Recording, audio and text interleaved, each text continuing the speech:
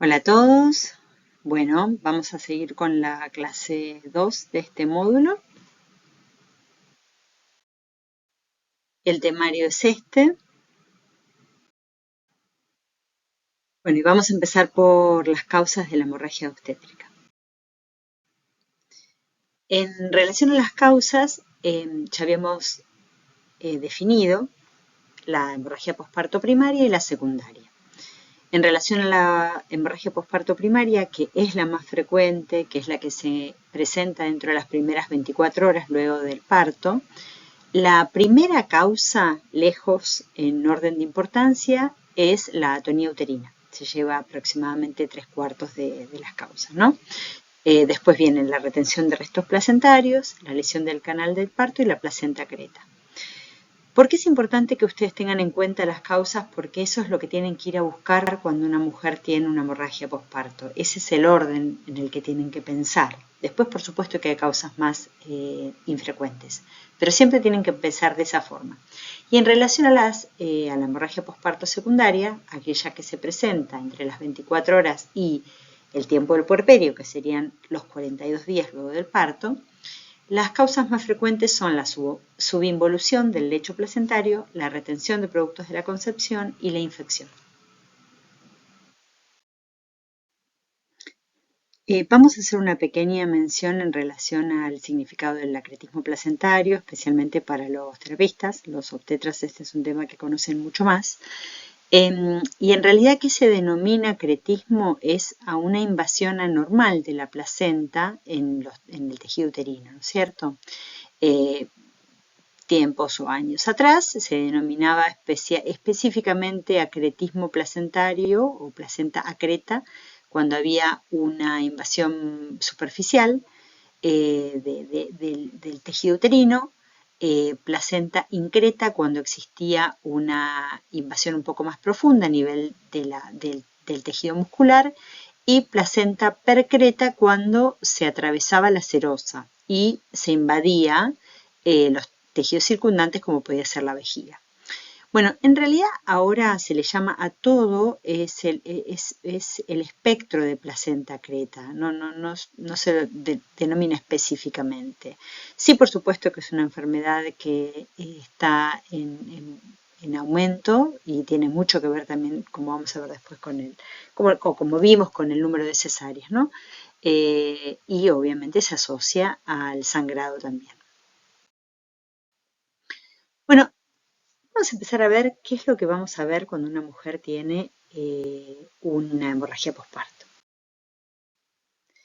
Bueno, si nosotros somos testigos de este escenario, esto por supuesto que es un escenario de simulación, como lo pueden ver, eh, en este caso es muy fácil hacer diagnóstico de hemorragia posparto, ¿no? Digamos, tengo sangre por todos lados, la cuestión es muy evidente.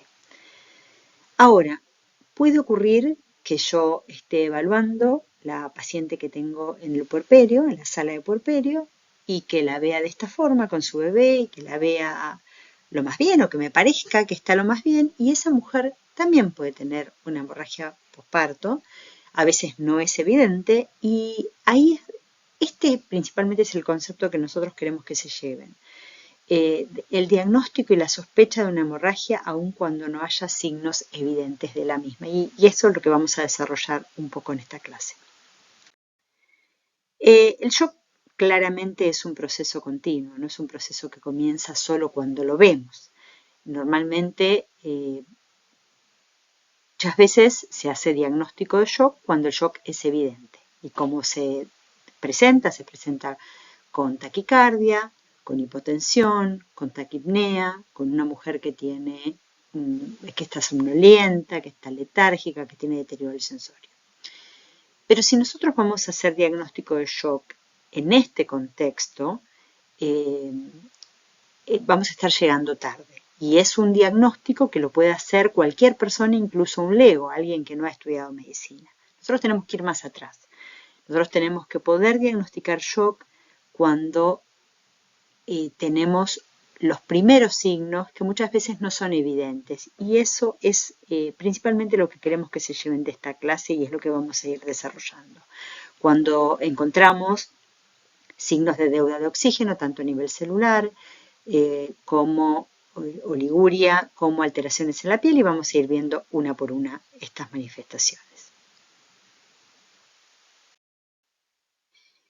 Es muy importante que nosotros, primero y principal, pensemos en la posibilidad de que exista un sangrado. Lo que no se piensa no existe. Entonces, si nosotros pensamos que todos nuestros pacientes son inmunes a tener un sangrado, bueno, nos va a ir mal porque nunca vamos a pensar que el sangrado puede ser un evento que le puede ocurrir a alguna de nuestras pacientes.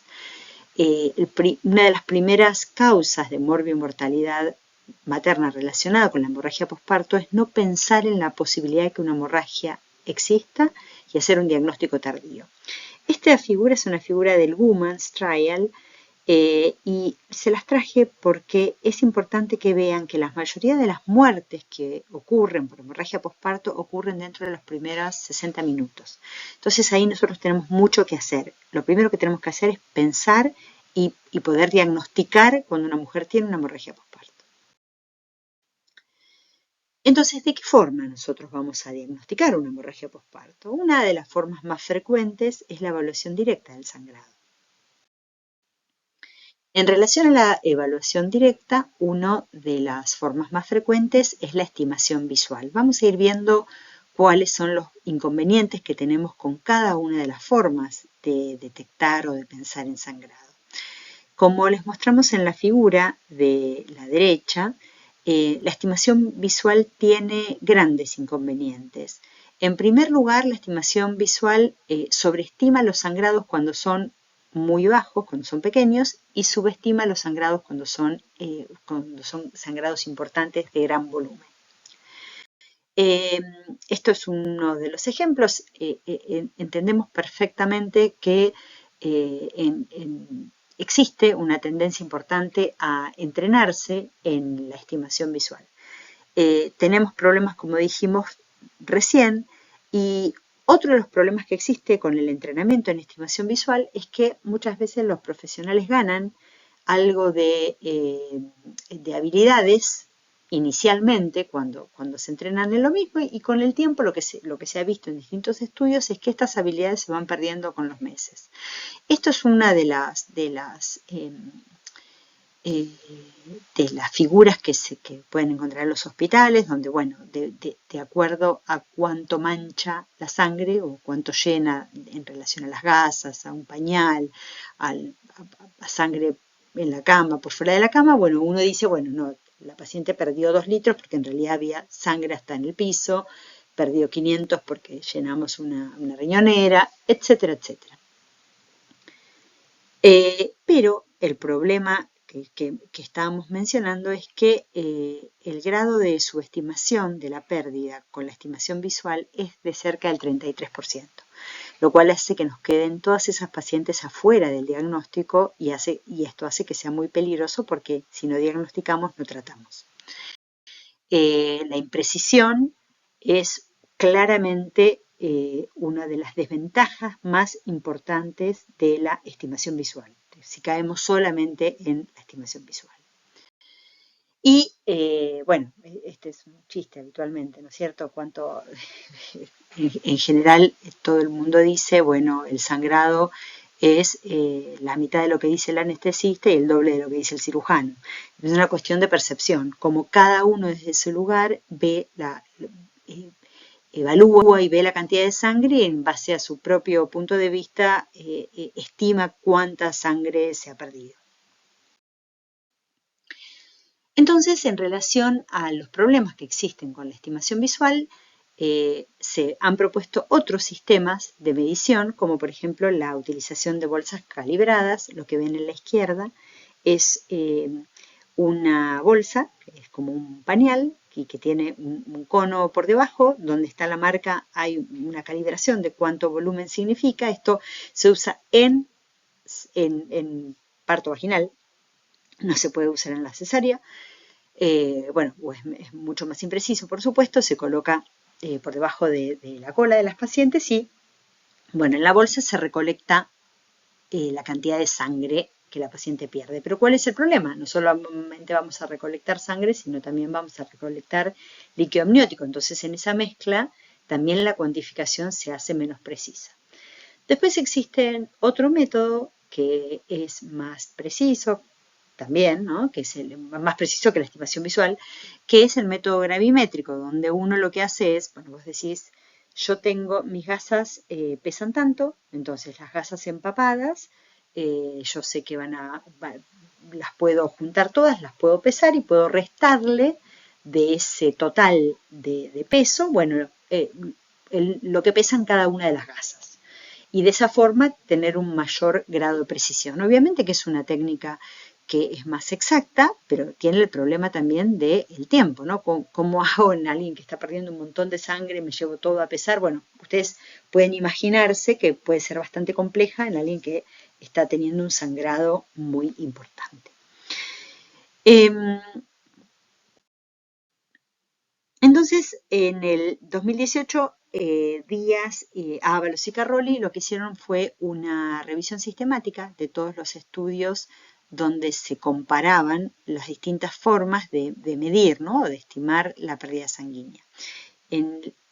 Pudieron hacer en realidad dos tipos de comparaciones por la cantidad de estudios disponibles, que fueron muy pocos, fueron solamente 3 estudios randomizados controlados, y de los cuales presentaron información, solamente pudieron hacer 2 tipos de comparaciones. En esta comparación ustedes van a ver la estimación directa usando digamos, bolsas calibradas versus la estimación visual. Entonces lo que pueden ver es que estos dos métodos, si bien ya dijimos que la bolsa calibrada es más exacta que la estimación visual, la pregunta sería, bueno, ¿utilizar bolsas calibradas tiene algún impacto en el outcome? ¿Solamente digo que lo mido mejor o puedo decir, bueno, no, si uso las bolsas calibradas de repente, bueno, voy a tener menor morbilidad severa o transfusión o uso de expansores plasmáticos, uterotónicos o muertes maternas? Bueno, si ustedes miran el tamaño del efecto y miran cada una de estos números que figuran a la derecha, lo que pueden ver es que todos atraviesan el 1. Que todos atraviesen el 1, lo que quiere decir es que no hubo diferencias significativas en ninguno de estos outcomes que acabamos de mencionar cuando se utilizaban bolsas calibradas versus cuando se realizaba una estimación visual. Por otro lado, la otra comparación que hicieron es cuando utilizaban bolsas calibradas versus las técnicas gravimétricas. Lo que sí vieron es que lograban una mayor detección de las pacientes que tenían un sangrado mayor de 500 mililitros cuando utilizaban las bolsas calibradas versus la técnica gravimétrica. Esta es la única diferencia que encontraron.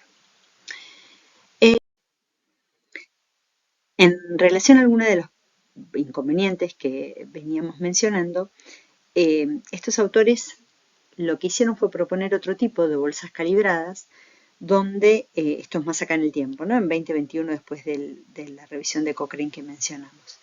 En este tipo de bolsas era una bolsa calibrada como la que vimos, pero se le sumaba una bolsa más interna, que era la bolsa que iba a recolectar el líquido amniótico. Entonces, de esa forma, una vez que se rompía la bolsa, salía el líquido amniótico, esta bolsa interna se retiraba y se dejaba el resto de la bolsa calibrada, la grande, la bolsa externa, y esa bolsa recolectaba solamente sangre. Entonces, bueno, lo que hicieron fue esta propuesta de poder dividir el líquido amniótico de sangre y poder ver si con eso mejoraba la capacidad de estimar el sangrado. Lo que hicieron fue un trabajo randomizado donde randomizaron las pacientes a esta utilización de esta bolsa versus el grupo control, que era estimación visual, más una bolsa de las comunes que acabamos de mencionar. Lo que encontraron los autores es que la medición del sangrado mejoraba con este tipo de bolsas propuestas. Fíjense que, bueno, podían estimar y, bueno, después por supuesto que en los dos grupos contaban las gasas, pesaban todo para realmente evaluar el volumen total, completo y exacto de cada uno del sangrado en cada uno de los dos grupos. Entonces fíjense que, bueno, cuando en el grupo experimental se detectaban 372 mililitros, en el grupo control era de 200, así que la detección claramente era mejor con el grupo experimental. También el grupo experimental detectó una tasa de sangrado más de 500 del 53% versus 16% en el grupo control. Pero ya cuando hablamos de hemorragia posparto de más de 1 litro, la diferencia no fue significativa en los dos grupos. Pero bueno, es una propuesta más que anda dando vuelta. Y lo que vieron los autores es que, bueno, la utilización de estas bolsas en el grupo experimental se asociaban tanto durante el parto como 24 horas posparto. Lo que pudieron ver es que la tasa de sangrado detectada por este tipo de bolsas se asociaba en forma significativa con el descenso de hemoglobina, con el descenso de los glóbulos rojos y con el descenso del hematocrito. Mientras que en el grupo control solamente pudieron encontrar una asociación a las 24 horas del parto. Entonces lo que ellos proponen es, bueno, si nosotros utilizamos este tipo de bolsas, durante el parto podemos ir detectando una correlación significativa entre la cantidad de sangre que se está perdiendo y estos parámetros que mencionamos como la hemoglobina, los glóbulos rojos y el hematocrito. Bueno, y también una forma bastante más exacta de medir cuánta cantidad de sangre tienen o van perdiendo las pacientes es la utilización de una plataforma de inteligencia artificial que se ha asociado con mayor detección de la hemorragia mayor a 1 litro. Pero bueno, obviamente que esto también lleva un tiempo porque vos necesitas que alguien ponga la gasa enfrente de la tablet, de lo que estés utilizando para medir la cantidad de sangre, bueno, y no deja de estar exento de tener sus complicaciones. Bueno, ya más o menos entonces hablamos de cómo detecto el sangrado y cómo lo mido. Estimación visual, bolsas calibradas, medición gravimétrica, que es una de las formas. Después tenemos signos indirectos, que son los signos vitales, que son claramente afectados por esta pérdida de volumen. Y vamos a ver qué es lo que pasa con los signos vitales. En relación a la alteración de los signos vitales, este es un estudio viejo, pero no por eso menos importante. Es un estudio donde evaluaban la performance de los signos vitales para predecir hemorragia aguda en pacientes con sangrado gastrointestinal. Entonces lo que ellos vieron es qué performance tenía la taquicardia más de 100 o la hipotensión de menos de 95. Lo que encontraron es que solamente 12 de cada 100 pacientes que tenían pérdidas sanguíneas severas tenían taquicardia y solamente 33 de cada 100 pacientes con pérdida sanguínea severa tenían hipotensión. Entonces, lo que podemos pensar con esto es que en realidad necesito perder por lo menos 1 litro de sangre para empezar a tener taquicardia y 1,5 litros de sangre para empezar a tener hipotensión. ¿Esto qué quiere decir? Que son signos muy tardíos. Yo no puedo esperar a perder 1 litro, no puedo esperar a perder 1,5 litros de sangre para empezar a darme cuenta de que una paciente está con un sangrado. ¿Por qué esto tiene que ver con la fórmula de la presión arterial? Esto es más que nada para que ustedes puedan hacer una interpretación racional de lo que estamos diciendo, ¿no? Y fundamentada en la fisiología. La fórmula de la presión arterial es igual a resistencia vascular sistémica por gasto cardíaco. Y a su vez el gasto cardíaco es el volumen sistólico por la frecuencia cardíaca. Y entonces, ¿qué va a pasar? Cuando vos tenés una paciente joven sangrando, lo que va a disminuir es el volumen sistólico. Pero esa paciente va a activar todo su sistema simpático y va a aumentar la frecuencia cardíaca y va a aumentar la resistencia vascular sistémica. Entonces, si estos dos factores aumentan, por más de que disminuya el volumen sistólico, que es el volumen sangre que está perdiendo la paciente, lo que van a hacer el aumento de estas dos variables es que te van a pseudo normalizar la presión arterial. Entonces vos te quedas tranquila porque decís, no, pero la presión arterial está bien, no debe estar sangrando. No, en realidad la presión arterial no está falsamente normalizada por el aumento de la resistencia vascular sistémica y por el aumento de la frecuencia cardíaca, pero la paciente sigue perdiendo sangre. ¿Cuál es el inconveniente con esto? Que nosotros tratamos con mujeres jóvenes que tienen gran reserva funcional. Entonces van a aguantar, van a parecer que están bien hasta que en un momento estos mecanismos compensatorios se rompen definitivamente y la paciente colapsa en tu cara y decís, ¿pero qué pasó si estaba bárbara hasta recién? Lo que pasó es que no me di cuenta. Bueno, y normalmente, esto es algo que ustedes me van a decir, sí, nos pasa siempre. ¿Qué es lo que pasa cuando vos estás en la terapia? Una paciente empieza a sangrar, entonces vamos a ver que acá tenemos la frecuencia cardíaca en naranja, la presión arterial en celeste. Entonces tenés una paciente con 110 de sistólica y con 80 de frecuencia. La paciente empieza a sangrar, entonces empieza a elevar la frecuencia cardíaca y empieza a bajar la presión arterial. Ahí nosotros la empezamos a resucitar, le empezamos a pasar volumen. Entonces le empezamos a pasar volumen y por supuesto que la reacción va a ser que aumente la presión arterial y que baje la frecuencia cardíaca vinculado al volumen. Ahí es cuando muchas veces nosotros lo llamamos a los obstetras y los obstetras vienen, ¿no? Nosotros como terapistas. Claro, si vos venís a ver a la paciente en este momento que yo la acabo de resucitar, me vas a decir, pero Daniela, no está sangrando. Si mira, tiene 120 o 110 de sistólica y tiene 80 de cardíaca. Imposible que esté sangrando. Pero en realidad está falsamente pseudonormalizada por el volumen que le vamos pasando. Si yo a esa paciente le dejo de pasar volumen, nuevamente cae la presión arterial y sube la frecuencia cardíaca. Mencionamos esto porque cualquier paciente que tenga este tipo de manifestación es una paciente que está sangrando. Buscale sangrado porque este tipo de comportamiento es muy típico del sangrado. Entonces, puesta que entiendo que a muchos les gusta bastante, es el índice de shock que aparece, ¿no? ¿Qué es el índice de shock? En realidad no es más que utilizar dos signos vitales y ponerlos como una fórmula.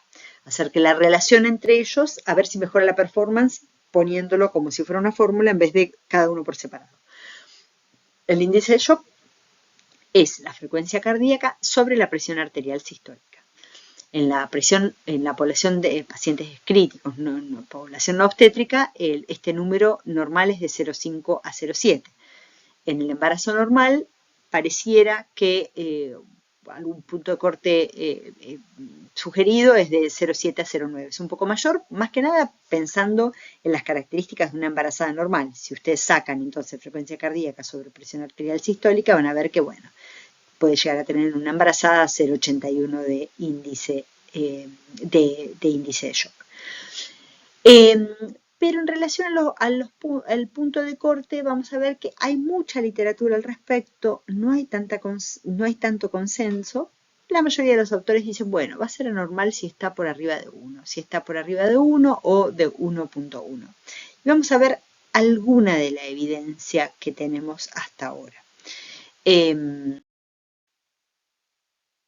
Bueno, ¿y de dónde sale también algunas de las propuestas como puntos de corte en las pacientes obstétricas?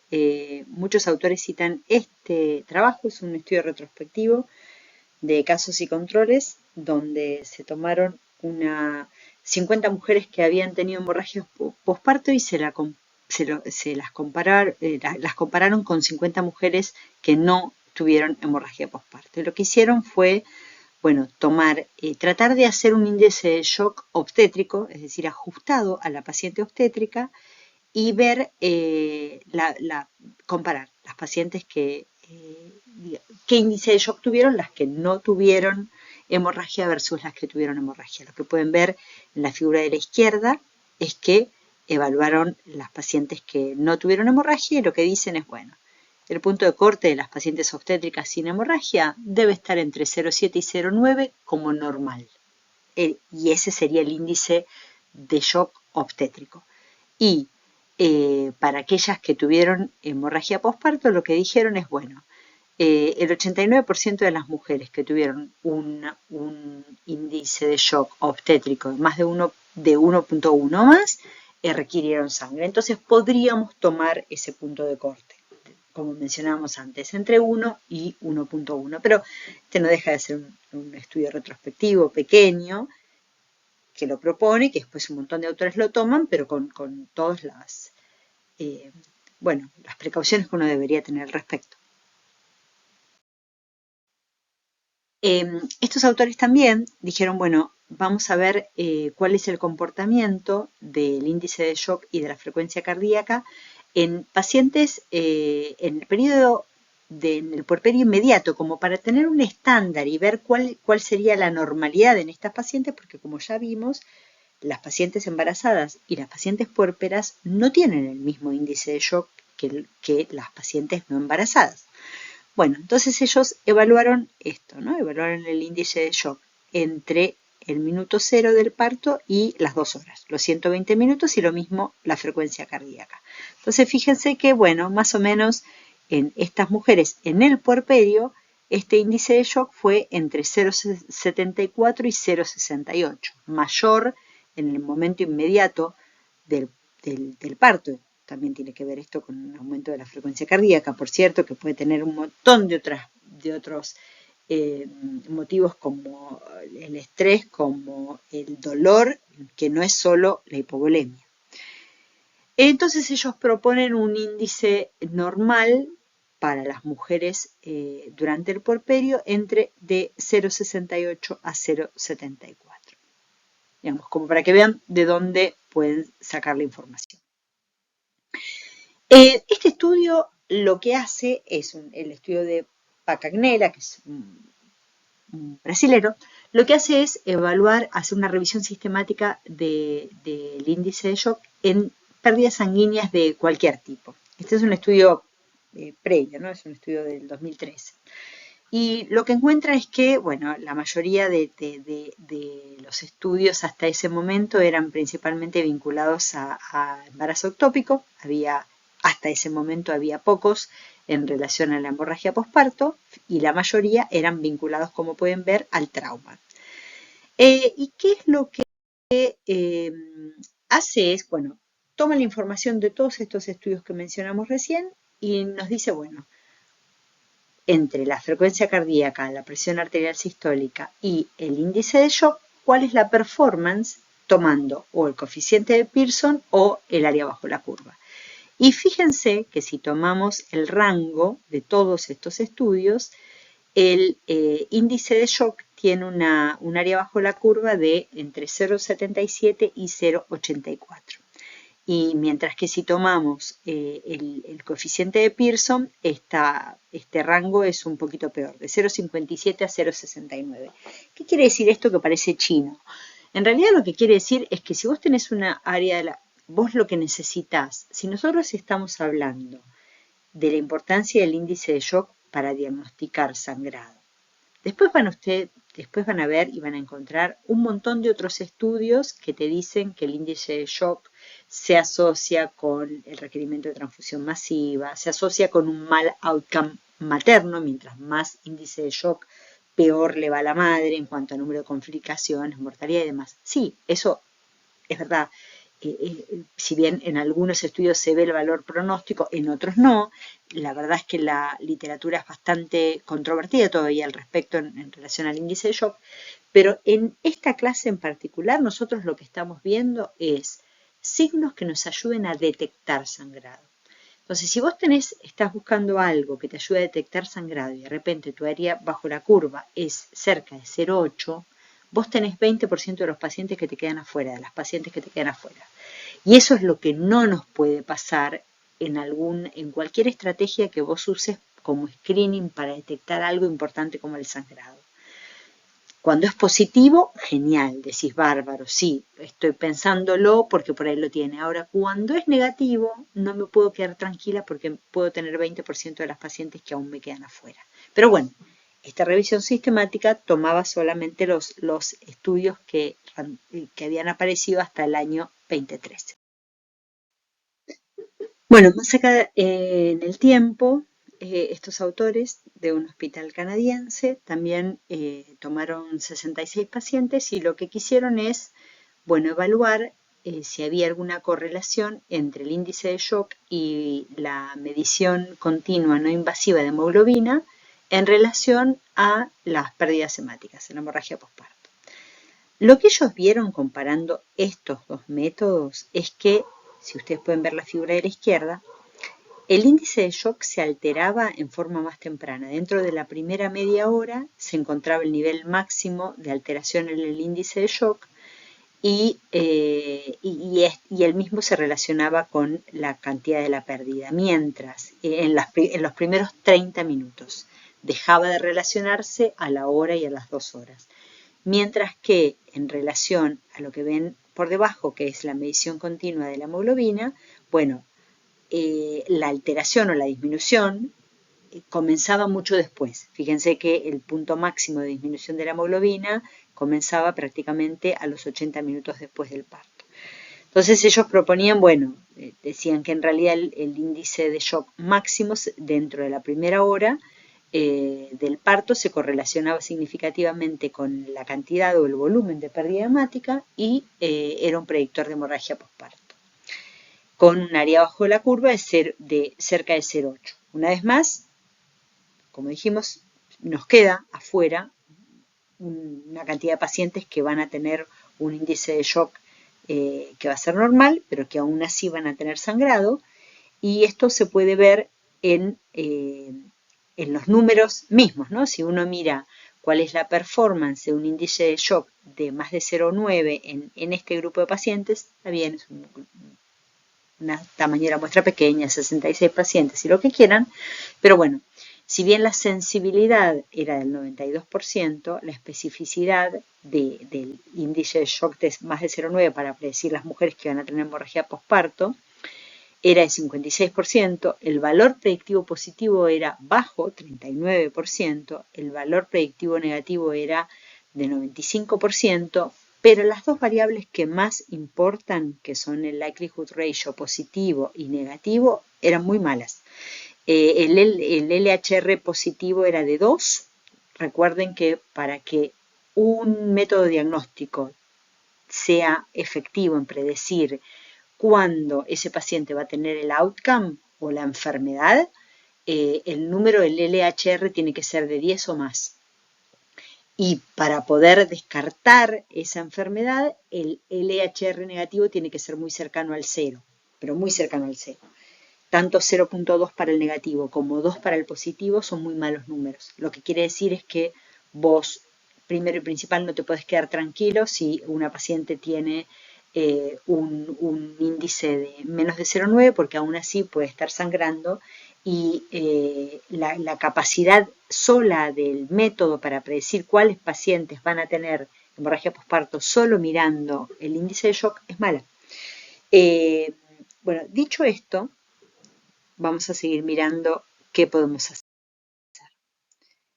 y qué es lo que nosotros queremos, principalmente que se lleven. Ir a buscar los signos precoces de shock, que van a estar antes de todo lo que mencionamos recién. Yo puedo de repente ver una mujer y, como decíamos en la diapositiva, en una de las primeras diapositivas, ves a esta mujer que está en el puerperio, que está amamantando y la ves bien y la verdad es que incluso está tomando un té y te habla y la verdad que nos da la falsa impresión de que esa mujer está perfecta. Pero uno no tiene que quedarse solamente con una foto, uno tiene que mirar toda la película y tiene que pensar que aunque todo parezca perfecto, esa mujer puede estar teniendo una hemorragia y hay que ir a buscarla activamente si queremos mejorar el outcome materno.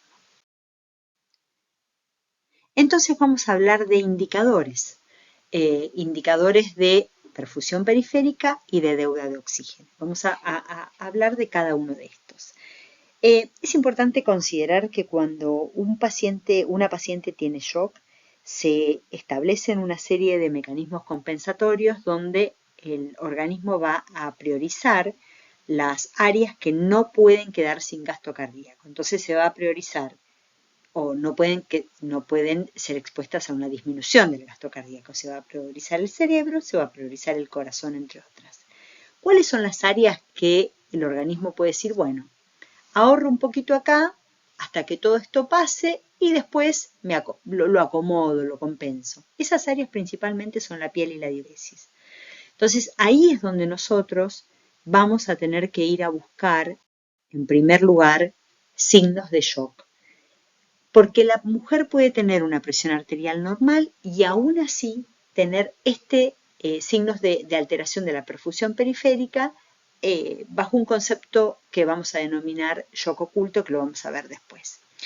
Entonces, lo que ven a la izquierda, que es la piel moteada, hay un score para esto que se llama el Mottling Score. Entonces vos lo que haces es, primero y principal, tenés que mirarle la piel a las pacientes, hay que destaparlas, mirarlas, porque por ahí de los hombros para arriba la ves perfecto, pero de repente la destapas y tiene una perfusión periférica horrible. Entonces mirás esa perfusión alrededor de las rodillas, mientras que esa perfusión mala se extienda más allá de las rodillas en forma como circunferencial, te habla de que la paciente tiene peor perfusión periférica. Entonces, anda y búscalo porque eso te está diciendo que por más de que tenga una presión arterial normal, esa mujer está poniendo en práctica todos sus mecanismos compensadores, reduciendo la cantidad de fluido, de sangre que va a la piel, porque en realidad está sufriendo un shock y ya le está bajando el volumen sistólico. El otro método muy fácil, que se usó por mucho tiempo, después se dejó de usar y ahora lo volvemos a usar, es el tiempo de relleno capilar. El tiempo de relleno capilar, como ven en la figura del medio, en general se logra, digamos, lo que sería más correcto es usar un portaobjetos, pero si no tienen un portaobjetos van a usar, como le mostramos en esta foto, el dedo. Entonces van a generar una compresión en el dedo por 10 segundos. Luego de ello, levantan la compresión y con un cronómetro que lo tienen en el celular que tenemos todos, van a medir cuánto tiempo tarda en recuperarse esa perfusión del dedo. Esto tiene que ser normal 3 segundos para abajo.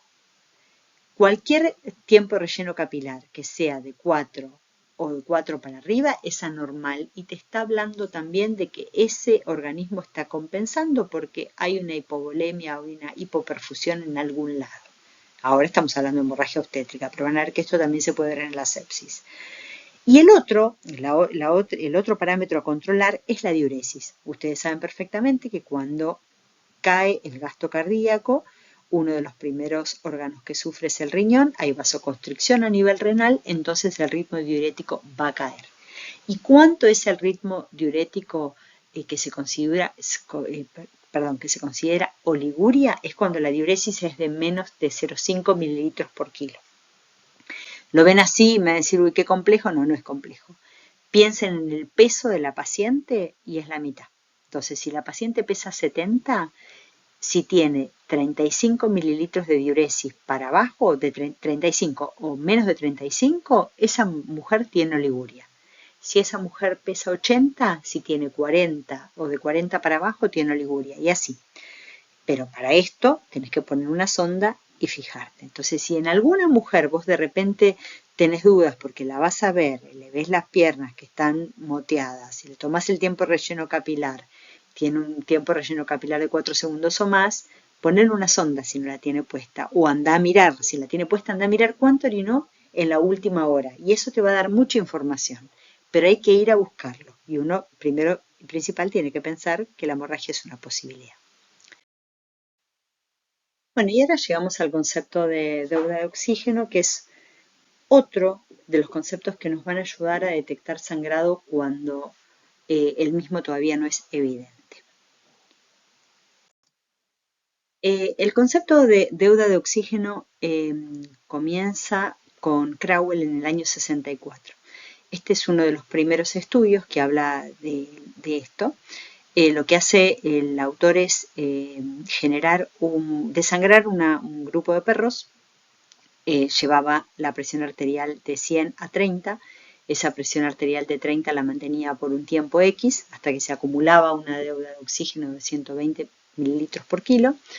Y lo que hacía era medir el consumo de oxígeno en el momento basal, donde la presión arterial estaba correcta y el perro no era desangrado, y durante el momento del shock. Y lo que observa es que este consumo de oxígeno bajaba, la diferencia bajaba, por supuesto, durante el momento del shock, como si el perro lo quisiera, es decir, bueno, estoy sufriendo, estoy perdiendo sangre, voy a bajar, voy a hibernar, voy a hacer que todas mis células se muevan lo menos posible para poder sobrevivir.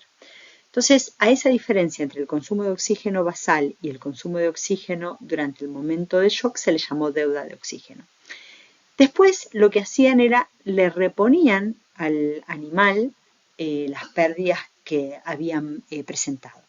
Y lo que observaron es que algunos animales, cuando se les reponía la sangre nuevamente, volvían a lograr tener una presión arterial correcta y volvían a sobrevivir. Sobrevivían. Pero lo que vieron es que algunos animales, por más de que en algún momento lograran recuperar presión arterial, tenían tal falla orgánica que se morían igual a pesar de la devolución de toda la sangre que habían perdido. Y esto era cuando lo que se denominó deuda de oxígeno impagable. Esto es lo que decíamos recién de la diferencia. Entonces, si nosotros pensamos en estos términos, entendemos que cuando una mujer tiene sangrado, este sangrado lo que va a generar es una hipoperfusión a nivel tisular, una caída del oxígeno a nivel tisular. Cuando este oxígeno a nivel tisular cae, yo lo que me gustaría encontrar son esos surrogantes de deuda de oxígeno que me avisen que hay algo que está mal. ¿Por qué? Porque cuando este oxígeno cae, en algún momento esa deuda de oxígeno va a ser impagable y eso va a generar alteración fatal de las células, disfunción orgánica múltiple y muerte. Bueno, en ese mismo momento y después, lo que se encontró y lo que se propuso es que dos variables metabólicas son o serían surrogantes de la deuda de oxígeno, como son el lactato y el déficit de base. Y ahora vamos a ver por qué. Y son manifestaciones iniciales del paciente que está sufriendo, porque como decíamos con los perros, más allá de que la presión esté bien o mal, si vos tenés una variable que es una surrogante, la deuda de oxígeno, que se empieza a acumular, te está hablando de que esta célula está sufriendo por más de que vos todavía no te des cuenta porque la presión arterial del paciente está correcta. Un poco más acá en el tiempo, en el 2003, Siegel lo que hizo es, también agarró una serie de perros, los desangró, los resucitó con un porcentaje de lo que habían perdido, algunos los resucitó con un 8.4%, otros con un 15%, con un 30%, algunos no los resucitó inmediatamente, recién los resucitó a las 2 horas, y bueno, y evaluó qué pasaba con cada uno de estos distintas formas de resucitar, perdón. Entonces, lo que ustedes van a ver en negro más grueso, es la deuda de oxígeno. Él lo que encontró es que el comportamiento de la deuda de oxígeno era muy similar al comportamiento del déficit de base, que es lo que ven arriba, y del lactato. Fíjense que tenían como un ascenso y un descenso paralelos. Lo que ustedes van a ver acá como ascenso es el momento en el que el perro es desangrado. Lo que ven como R1 es el momento en el que lo expanden con 8.4 de lo que perdieron. Y después lo que van a ver es como R2 cuando lo expanden con el resto de lo que quedaba, ¿no? Bueno, entonces, lo que vieron, dijimos recién, que tanto el lactato como el déficit de base se asociaban o tenían un comportamiento similar al de la deuda de oxígeno. A ver qué pasaba con la presión arterial y la frecuencia cardíaca. Bueno, lo que pasaba con estas variables, fíjense que acá tenemos nuevamente la deuda de oxígeno como la curva de negra bien gruesa y tenemos las líneas inferiores, presión arterial sistólica, media y diastólica, y la línea superior que representa la frecuencia cardíaca. Fíjense que en este animal se producía, era desangrado. Fíjense qué pasaba con la presión arterial, ¿no? Cuando le daban un 8.4% de lo que había perdido, la presión arterial sistólica pasaba de menos de 80 Y con ese poquito de volumen que le pasaban, bueno, llegaba a cerca de 90, al final de la resucitación del R1 que vemos acá, llegaba a 100. Pero a pesar de que llegaba a 100, entonces ahí es donde nosotros nos quedamos tranquilos y decimos, no, la paciente está estable. Si ustedes miran la línea negra, la deuda de oxígeno se seguía acumulando. Lo mismo el comportamiento de la frecuencia cardíaca, que no tiene nada que ver con la deuda de oxígeno. Esto lo que quiere decir es que ni la presión arterial ni la frecuencia cardíaca tienen correlato con la deuda de oxígeno. Pueden ir cualquiera para el lado opuesto del anterior. No podemos quedarnos tranquilos si alguien tiene una frecuencia cardíaca correcta, una presión arterial correcta, porque la deuda de oxígeno puede seguir acumulándose a pesar de que no lo veamos.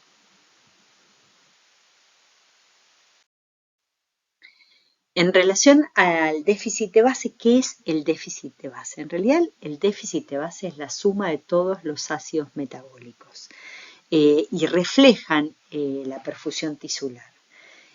¿Dónde los voy a buscar, digamos, más que nada para los obstetras? Bueno, yo tengo que sacar un estado de ácido base arterial. Se pueden entrenar en eso, le pueden pedir al clínico, al terapista que los ayuden, pero no es algo del otro mundo. Si ustedes traen chicos al mundo, esto es mucho más fácil. Es pinchar la arteria y lo que van a buscar es el déficit de base. En general viene después del pH, PCO2, PO2, bicarbonato, y lo que viene abajo en general es o EB como exceso de bases o DB como déficit de base. Este número normalmente tiene que ser de 0 más menos 2. Mientras que este número sea negativo, lo que te dice es que hay muchos hidrogeniones dando vuelta, que hay muchos ácidos, es decir, que hay deuda de oxígeno. Hablamos de la parte de la resucitación inicial de una paciente. Después, con los días, también puede tener falla renal y puede tener un déficit de base que esté también sucio o afectado por la falla renal. Pero en este caso hablamos de alguien que tiene una pérdida aguda y donde este exceso de hidrogeniones lo estamos interpretando en contexto de deuda de oxígeno. Esto es más o menos lo que nombrábamos. Cuando vos tenés a nivel tisular un tejido sufre porque no le llega la sangre que necesita, porque la paciente está sangrando, las células tienen que seguir viviendo, entonces lo que hacen es hidrolizar el ATP.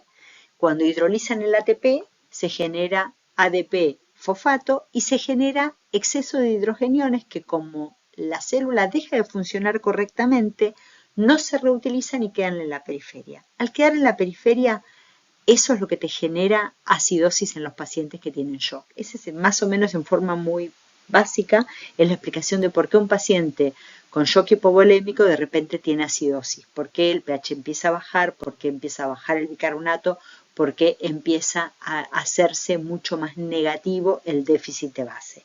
Mientras más negativo sea, peor.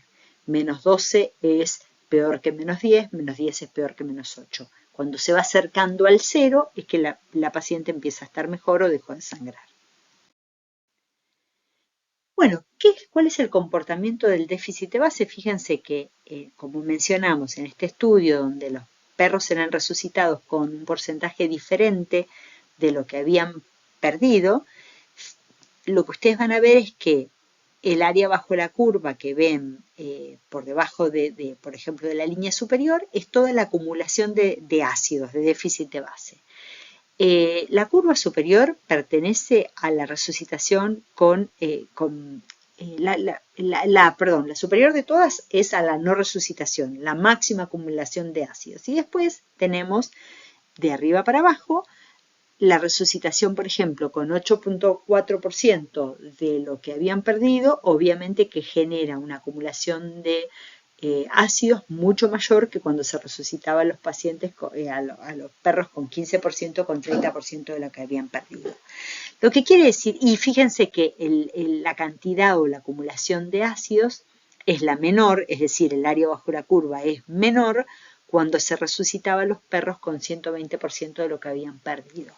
Esto lo que quiere decir es que la resucitación tiene que ser rápida y agresiva para tratar de que no se acumule deuda de oxígeno y que esa deuda de oxígeno no se transforme en algún momento en impagable. Y por otro lado, ya mencionamos el déficit de base como subrogante de hipoperfusión tisular y de deuda de oxígeno, y ahora vamos a mencionar el lactato. ¿De dónde viene el lactato? Bueno, esto es un esquema de la célula. La célula necesita para funcionar glucosa. Esta glucosa genera, bueno, o sufre o forma parte de la glucólisis.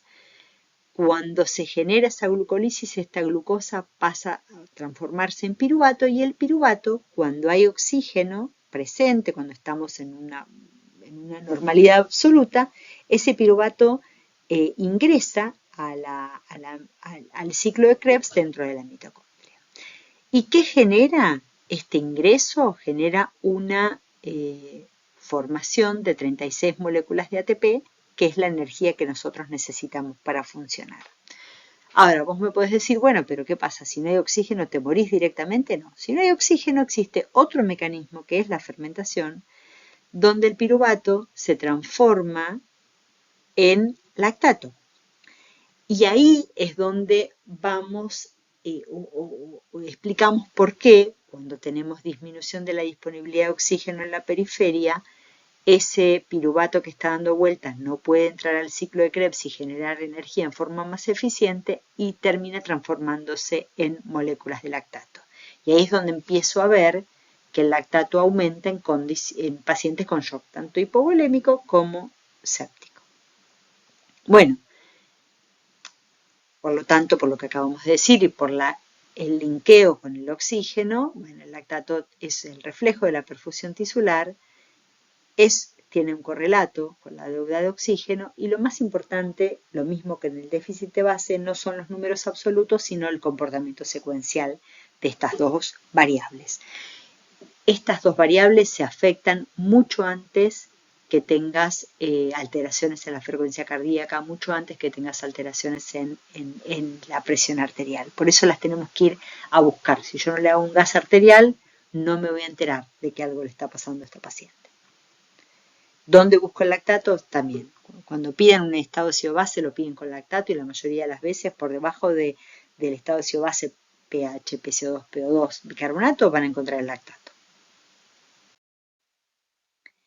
¿Qué evaluó Siegel en relación al lactato y la resucitación? Lo mismo que vimos en relación al estado ácido-base. A medida que la resucitación era más temprana y más agresiva, la acumulación de lactato era menor. Así que eso nos dice cómo tenemos que resucitar a estas pacientes. Bueno, después, en relación a esto, la mayoría de los estudios que hay disponibles son en trauma, y lo que vieron, por ejemplo, estos autores es que tanto el lactato como el déficit de base y el lactato eran predictores independientes de qué pacientes iban a terminar en cirugía en un grupo de pacientes de trauma. No eran predictores independientes ni la frecuencia cardíaca, ni la presión arterial sistólica, ni la frecuencia respiratoria. Esas variables no te decían qué paciente iba a terminar en quirófano. Los que sí te decían en forma independiente eran el lactato y el déficit de base. En relación al lactato también, hay mucha evidencia en terapia intensiva sobre el impacto del lactato en la sobrevida. Este es un estudio donde lo que hicieron es medir el clearance o el aclaramiento del lactato en las primeras 24 horas en un grupo de pacientes críticos, y lo que vieron es que el descenso del lactato en las primeras 24 horas por más de 19% se asociaba independientemente con la sobrevida de estos pacientes críticos. Así que fíjense qué importante ir a medir estas variables. Bueno, como conclusión de lo que más o menos venimos contando, nosotros podemos diagnosticar o pensar en el shock de este tipo. En un tipo de shock evidente, que es lo que dijimos que es un diagnóstico que puede ser hasta cualquier persona lega, una paciente que ves con hipotensión evidente, menos de 90-60, depresión, alteración en el sensorio, esa piel húmeda y pálida, pero ese es un diagnóstico de shock que la verdad es que nosotros no queremos hacer diagnóstico ahí. Nosotros queremos hacer diagnóstico de shock cuando hablamos de shock oculto. ¿Y qué es shock oculto? es cuando vos tenés la presencia de una presión arterial normal, pero acompañada de signos de hipoperfusión tisular, como son el incremento del lactato, déficit de base negativa, un incremento en el tiempo de relleno capilar, una anormalidad en la perfusión periférica, como vimos en el Mottling Score, o la presencia de oliguria. Ahí definís shock oculto. Entonces, tenés que ir a buscarlo el shock oculto. Y si lo encontrás, tenés que pensar que esta mujer está sangrando. Venimos hablando de shock hipovolémico. También puede pasar en el shock séptico. Una paciente que tiene presión arterial normal y tiene hipoperfusión tisular, lo que tiene es shock oculto. Entonces, digo que mi paciente tiene una hemorragia y como mencionábamos en las primeras diapositivas, lo primero que voy a pensar es que esa paciente lo que tiene por frecuencia, en el 75% de los casos, tiene una atonía uterina. Ahora, si descarto y ese útero se contrae bien, tengo que ir a ver si no tiene restos placentarios. Si no tiene restos placentarios, tengo que ver si no tiene una laceración cervical y si no, tengo que pensar en causas infrecuentes. Pero también tengo que pensar que puede existir sangrado aun cuando yo no vea sangre. ¿Y cuáles son ese sangrado o cuáles son las causas de este tipo de sangrado? Puedes tener un sangrado peritoneal, retroperitoneal, paravaginal, en el ligamento ancho, eh, eh, por debajo de los rectos. Digamos, nosotros hemos visto varias pacientes con sangrados infrecuentes. Pero lo importante es que vos pienses que la mujer que te estás cuidando puede tener un sangrado. Si no lo pensás, nunca lo vas a diagnosticar. Estos son ejemplos para que ustedes puedan ver pacientes reales. Y por último, bueno, tengo esta paciente que le diagnostico sangrado y el terapista te dice, llévamela ya a quirófano y vos decís, no, pensámela un poco, por favor, no la puedo llevar así porque la mato. Entonces, la idea es ponernos de acuerdo un poco, bueno, yo la voy a compensar, pero vamos a tratar de que este periodo en el que te la tenés que llevar a quirófano no se extienda. Entonces, en el mientras tanto, como lo van a ver después en otra clase, ¿no?